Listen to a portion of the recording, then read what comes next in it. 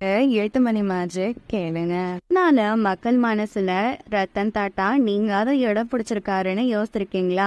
நான் ஒரு கதை சொல்றேன் கேளுங்க. டாடா நிறுவனத்துல எல்லா ஊழியர்களுமே ஒன்னா சேர்ந்து சாப்பிடறதா வழக்கம். அப்படி எல்லாரும் சேர்ந்து சாப்பிடுறப்ப ஒருத்தர் மட்டும் ஆபீஸ்ல இருந்து வெளியே போயிருவாரு. ஒரு நாள் மட்டும் இல்ல, ஆபீஸ் இருக்கிற எல்லா நாளுமே வெளியே போயிருவாரு.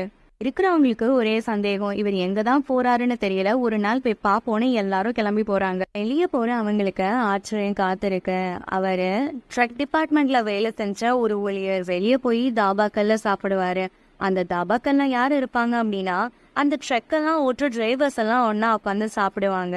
இவங்க கிட்ட போய் என்னென்ன விஷயம் எங்க கம்பெனில பிரச்சனையா இருக்கு, என்ன வண்டி ஓட்டுறீங்க, எங்க ட்ரக்ல என்ன இருந்தா இன்னும் பெட்டரா இருக்கும்னு ஒவ்வொரு டிரைவர் கிட்டையும் போய் ஆரண்டி பண்ணி ரிப்போர்ட் எடுத்துட்டு வந்து டாடா நிறுவனத்துல கொடுப்பாரு.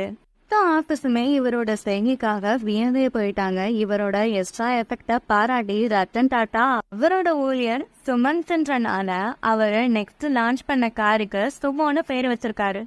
சம்பளத்தையும் தாண்டி நம்ம போடுற ஒவ்வொரு எக்ஸ்ட்ரா எஃபெக்டுக்குமே கண்டிப்பா ரிவார்டு உண்டு. ஒண்ணு பணமா இருக்கலாம், இல்லைன்னா புகழா இருக்கலாம். இந்த கதையில ரத்தன் டாட்டா சுமோன்னு பேர் வச்ச மாதிரி